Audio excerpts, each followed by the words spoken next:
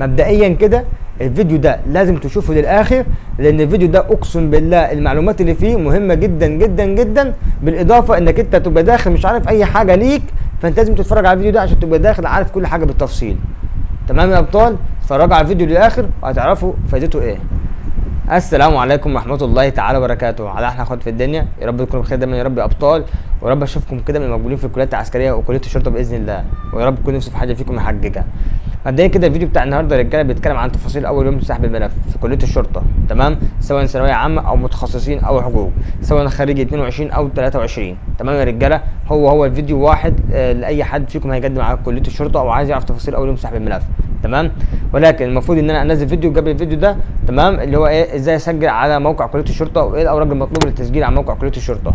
بس الفيديو ده مهم جدا، تمام؟ فهو اللي هنزله الاول، وبعد كده هنزل الفيديو اللي جاي ان شاء الله يبقى تفاصيل اول يوم يبقى سوري ازاي اسجل على موقع كليه الشرطه والاوراق المطلوبه. ماشي يا رجاله؟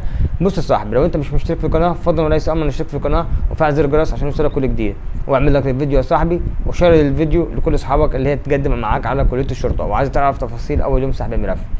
بصوا يا رجاله، انت بعد ما تقدم على الموقع وتخلص تقديم على الموقع بيديك 3 مواعيد، ال3 مواعيد اللي انت بتختار منهم واحد، ال3 مواعيد اللي هو بيديهم ليك بتختار منهم واحد. الميعاد انت بتروح تسحب فيه الملف او اول يوم سحب الملف بتاعك، ايه اللي هيتم معاك وهتاخد ايه معاك، يعني ايه الاوراق المطلوبه، تمام؟ لاول يوم سحب الملف، تمام؟ وايه تفاصيل اليوم بالظبط. بصوا يا رجاله، مبدئيا كده هنتكلم في الفيديو ده عن كام نصيحه الاول، تمام؟ قبل ما تدخل في الاختبارات، وخصوصا عشان ما حدش يرخم عليك وما حدش يكدرك في الكليه، تمام؟ مبدئيا كده اول نصيحه واللي تخلي بالك منها جامد، واللي هي انك انت ما تشدش مع اي حد هناك، يعني حاول انك انت اللي يتكلم معاك تقول حاضر ونعم وبس كده. ليه بقى؟ لان هناك برضو رخمين شويه، تمام؟ تلاقي العسكري برتبه لواء، تمام؟ فانت كل اللي عليك انك انت تخلي بالك، يعني تخلي بالك كويس وما تشدش مع اي حد، سواء هيقدم او عسكري او جندي او ضابط او طالب او ايا كان الرتبه اللي هو ايه اللي انت هتشوفه. دي اول نصيحه، تمام؟ ودي يعتبر اهم نصيحه، فمش هتكلم تاني في المواضيع دي. تاني نصيحه تخلي بالك منها واللي هي ايه بقى يا رجاله، اللي هي انك انت لازم تصحى بدري عشان تبدا اختباراتك، تمام؟ عشان تمشي بدري من هناك، وخصوصا كليه الشرطه غير كليه حربيه، فانت لازم في كليه الشرطه تصحى بدري، تمام؟ على قد ما تقدر عشان خاطر تعرف تسحب الملف بتاعك. تمام يا رجاله؟ تمام. بصوا بقى هنتكلم في الموضوع، ماشي؟ اول يوم سحب الملف هتاخد ايه معاك؟ بص يا غالي، بعد ما قدمت على الموقع واخترت الميعاد، تمام؟ على الموقع يا رجاله بيديك ورقه، الورقه دي لازم تطبعها، سواء انت هتقدم من عند سايبر او هتقدم من المكتب او من اي مكان انت هتقدم فيه. الورقه اللي هتطبعها دي يا اخويا، تمام؟ هي الورقه اللي انت هتروح بيها تسحب الملف بتاعك، تمام؟ بالاضافه الى البطاقه بتاعتك، تمام؟ ومصاريف الملف. مصاريف الملف السنه اللي فاتت كانت حوالي 400 جنيه، تمام؟ فانت اعمل حسابك في اكتر من كده لان كل حاجه طبعا رفعت، تمام؟ والورق غلي وكل حاجه غليت، تمام؟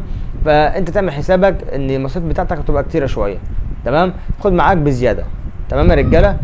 يبقى انت كده هتاخد الورقه اللي انت طبعتها وفيها الميعاد بتاعك وفيها اللجنه وفيها كل حاجه بالتفصيل، وهتاخد معاك يا رجاله اللي هي البطاقه بتاعتك الشخصيه. تمام يا ابطال؟ تمام. طب انت دلوقتي خلصت وكل حاجه تمام، ايه اللي هيتم معاك بالظبط في اول يوم سحب الملف؟ ايه اللي هيتم معاك بالظبط؟ بص يا اخويا، هتدخل ان شاء الله من البوابه وكل حاجه تمام، وهشوف الراجل البطاقه وهشوف الورقه اللي طبعتها، تمام. هتدخل جوه، تمام؟ هتستنى تحت التنده، ماشي؟ هتمشي مسافه حلوين كده شويه حلوين وهتنتظر تحت التنده، تمام؟ ايه اللي هيتم بقى معاك جوه؟ هقول لك انا ايه اللي هيتم معاك جوه باذن الله. بص يا اخويا، هيدخلوكم جوه مدرج هياخدوكم كده بالاسامي، تمام؟ او هياخدوكم كده بالترتيب، ماشي؟ الصف ده يجي هنا والصف ده يجي هنا، تمام؟ حاول تقعد من قدام، عشان كده بقول لك روح بدري عشان تمشي بدري. دخلت كل حاجه تمام وقعدوك جوه، تمام؟ ايه اللي هيتم معاك جوه بقى؟ اول حاجه هتعملها هيدخلوك على الشباك تشتري به ملف، تمام؟ او نظام اوضه كده فيها ملفات، هيدوك الملف وهتدفع المبلغ ايا كان المبلغ. انا بصراحه مش عارف كام السنه دي لسه، فعشان انا بتكلم، تمام؟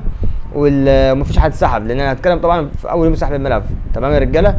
فالملف سواء 500 600 انت هتاخد معاك بزياده، تمام؟ بس خد معاك جميع الفئات النقديه، يعني خد خمسات وخد عشرات وخد عشرينات وخد كل حاجه معاك، تمام يا رجاله؟ تمام. خلاص كده سحبت الملف وكل حاجه تمام ومفيش اي حاجه، هتدفع رسوم الملف وهتاخد كده نظام الدوسيه مليان فيه الملف بتاعك، الدوسيه ورقه يعني، تمام؟ فيه ايه الملفات بتاعتك، تمام؟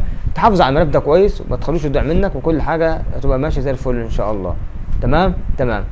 هتدخل جوه نظام لجنه. انت بقى في الورقه بتاعتك لما تطبعها هيكون مكتوب لجنه 5 لجنه 6 لجنه 4 تمام. هتبقى متقسمه لجان حقوق، لجان ثانويه عامه، لجان متخصصين، ايا كان انت بقى الفئه اللي انت مقدم عليها ثانويه او متخصصين او حقوق تمام. هتدخل اللجنه بتاعتك تمام. طب اللجنه دي متقسمه ازاي؟ بناء على التقدير بتاعك تمام. التقدير بتاعك جيد يبقى انت كده لجنه 5، التقدير بتاعك جيد من 70 فيما اعلى لجنه 6 كده يعني تمام يا رجاله. المهم يعني عشان ما اطولش عليكم في الفيديو، دخلت اللجنه وكل حاجه تمام. ايه اللي هيتم معاك؟ هيديك نظام باركود، 2 باركود، هترسج واحد هنا وواحد على كارت التردد. هيديك ورقه كده فيها كارت التردد، دي اللي هتمشي بيها في الاختبارات بتاعتك، وهي دي اللي هتدخل بيها الكليه تمام. الورقه دي هترسج فيها الصوره بتاعتك الشخصيه، هتاخد معاك صوره شخصيه تمام، هترسج فيها الصوره الشخصيه. وايه اللي هيتم؟ هيديك 2 باركود تحطه في الملف بتاعك اللي انت هتسحبه ان شاء الله، وباركود هتحطه باذن الله في كارت التردد. ماشي يا رجاله تمام. ده لغايه هنا 100 110 على 10. هندخل بقى في اول يوم سحب الملف. ايه اللي هيتم معاك تاني؟ اختبار القدرات. يبقى انت كده هتعمل ايه بعد ما تخلص ده كله؟ هتمتحن اول اختبار ليك اللي هو اسمه اختبار القدرات. اختبار القدرات ده عباره عن ايه يا رجاله؟ ده عباره عن اسئله عامه.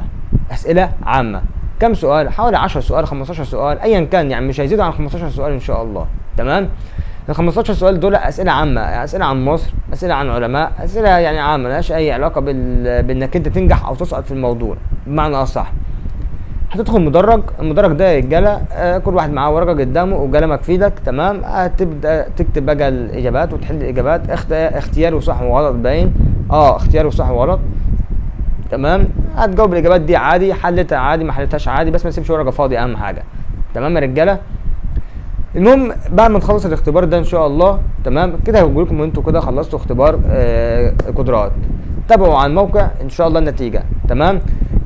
قبل ما تدخل الاختبار القدرات وانت قاعد على التند بره، هيجي لك واحد هيلف عليك تمام. الشخص اللي هيلف عليك ده هيديك ورقتين هتملاهم كويس. الورقتين دول عباره عن بياناتك انت الشخصيه وبيانات اعمامك وعماتك، اساميهم يعني حاجات تافهه، اسماء اعمامك واسماء عماتك واسماء خوالك واسماء خالاتك تمام. هتملاهم عادي ومفيش اي مشكله خالص، وهيجي لك واحد هيدبسهم ليك وبس. ورقتين يعني سهلين خالص، ما فيهمش اي خوف وما فيهمش اي قلق تمام يا رجاله. وبعد كده هيتم معاك الاجراءات اللي انا قلت لك عليها دي، انك انت تدخل ان شاء الله تمتحن اختبار القدرات بتاعك وتخلص اختبار القدرات باذن الله تمام. وزي ما قلت لكم الاسئله يا رجاله اسئله عامه ما لهاش اي علاقه بالنتيجه اصلا تمام، ولا لها اي علاقه بانك انت تنجح او تسقط تمام. ده اللي هيحصل معاك يا رجاله، او اللي هيحصل معاك يا صاحبي في اول يوم اختبار قدرات تمام، او في اول يوم سحب الملف تمام. فانا زي ما قلت لك الموضوع كله ما فيها انك انت ما تشدش مع اي حد من هناك، ايا كان طالب او عسكري او جندي او ضابط او ايا كان الشخص اللي هيجاب لك تمام. هو العسكري هو الجندي اصلا، بس ايا كان الشخص اللي هيجاب لك ما تشدش مع حد تمام. اسمع كلام وكده الموضوع كله هيبقى منتهي ان شاء الله. وده يا رجاله تفاصيل اول يوم سحب الملف الخاص بثانويه عامه 2022 او 2023، متخصصين 22 23، برضه حقوق 22 23 تمام يا رجاله. لو في عندك يا صاحبي اي سؤال، عندك اي استفسار، سيبوه في الكومنتس وانا تحت امرك في اي وقت تمام. بس نصيحه مني لازم تتفرج على الفيديو ده للاخر. الفيديو ده يا رجاله لو ما اتفرجتوش على الاخر والله هيفوتك حاجات كتير، وهتبقى داخل الكليه جوه تايه مش هتعرف تعمل ايه بالظبط تمام يا رجاله. تحياتي ليكم طارق البدري.